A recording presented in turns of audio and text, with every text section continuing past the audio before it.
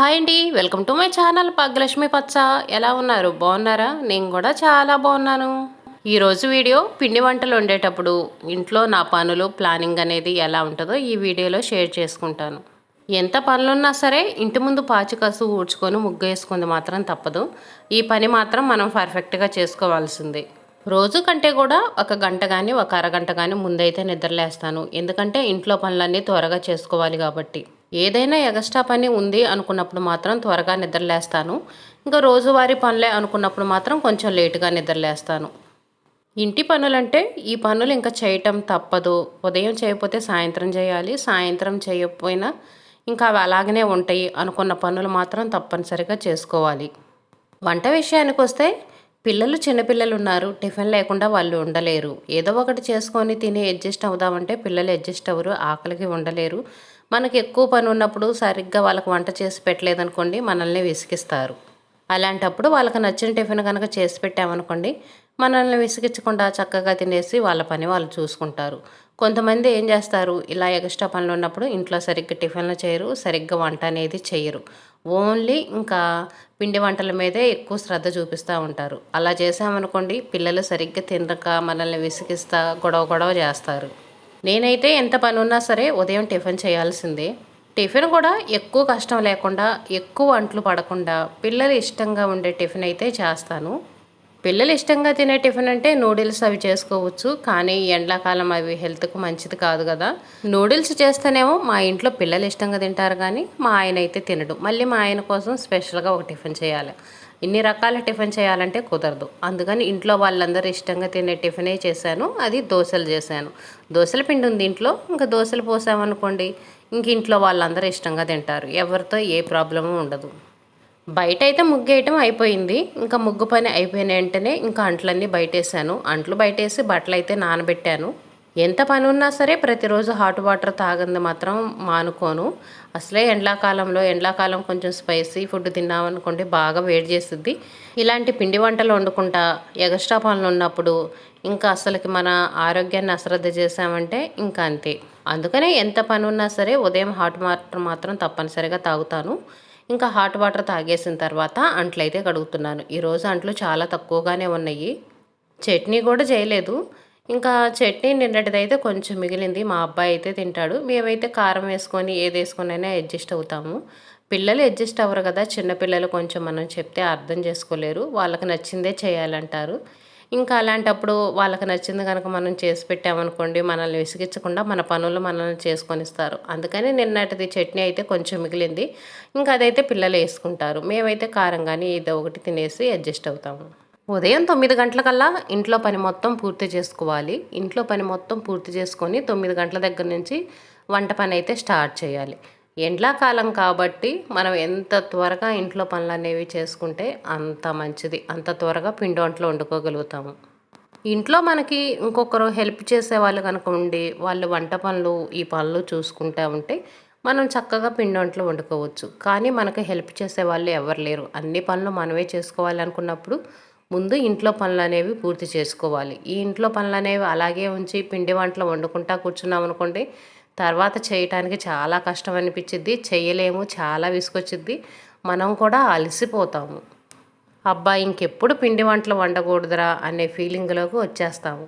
అందుకని ఇంటి పనులు మొత్తం చక్కగా పూర్తి చేసుకొని తర్వాత పిండి వంటలు అనేవి స్టార్ట్ చేసుకోవాలి. నేనైతే అంట్లు కడిగేసాను. అంట్లు కడిగిన వెంటనే బట్టలు అయితే ఉతికేసాను. బట్టలు ఉతికేసి బట్టలు అయితే జాడిస్తున్నాను. ఒకసారి అయితే బట్టలు మొత్తం జాడిచ్చేసాను. మళ్ళీ మీరు కామెంట్లో అడుగుతారు బట్టలు ఒకేసారి జాడిస్తున్నామని.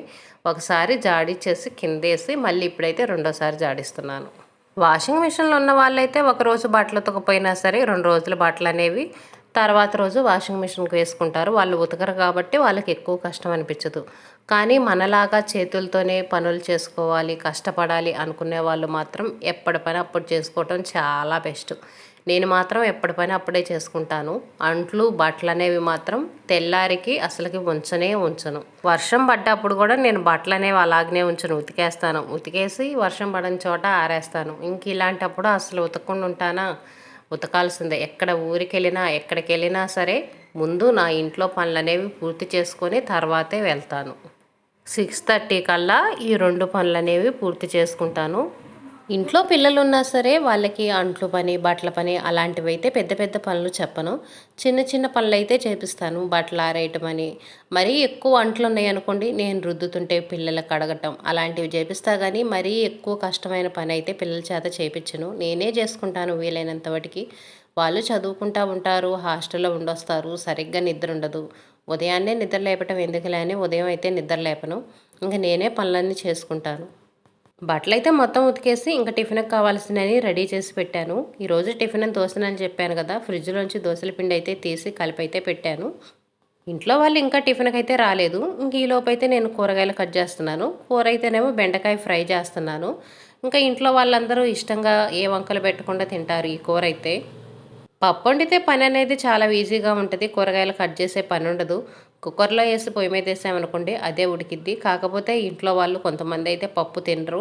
మళ్ళీ వాళ్ళకి ప్రత్యేకంగా కూర చేయాల్సొచ్చిద్ది. అందుకని బెండకాయ ఫ్రై అయితే చేస్తున్నాను. ఇంట్లో వాళ్ళు పప్పు అందరూ తింటారనుకున్న వాళ్ళైతే ఇలాగా ఎక్స్‌ట్రా పనులున్నప్పుడు చక్కగా పప్పొండేసి పెట్టుకోండి. పిల్లలు మాత్రం చాలా ఇష్టంగా తింటారు. బెండకాయలు ఉదయాన్నే కడిగి ఆరబెట్టేశాను. బుట్టలో ఏసి బయట పెట్టాను. బాగా ఎండలు ఎక్కువగా వస్తున్నాయి కదా! త్వరగానే ఆరిపోయినియి. అప్పుడప్పుడు కడిగి కట్ చేయాలనుకోండి బంకలు బంకలుగా జిగట జిగటగా ఉంటాయి. అందుకనే ముందే కడిగైతే ఆరబెట్టేశాను.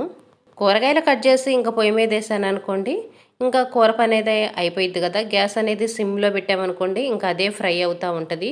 హైలో పెట్టి దగ్గరుండి తిప్పుకోవాల్సిన పని లేకుండా సిమ్‌లో పెట్టేసి పక్క పొయ్యి మీద అయితే పెట్టాను. ఇంకో పొయ్యి మీద అయితేనేమో దోసలు పోస్తున్నాను. చట్నీ చేయలేదని చెప్పాను కదా! కారం దోసలైతే పోస్తున్నాను. దోసలు బాగా క్రిస్పీగా కరకరలాడుతా ఉండేటట్టు పోసి, కొంచెం కారం వేసి నెయ్యేసామనుకోండి మా పిల్లలు ఇష్టంగానే తింటారు. మా అబ్బాయే కొంచెం గొడవ చేస్తాడు. వాడి కోసమనే చట్నీ ఉంచాను. అంట్ల పని అయిపోయింది, బట్టల పని అయిపోయింది.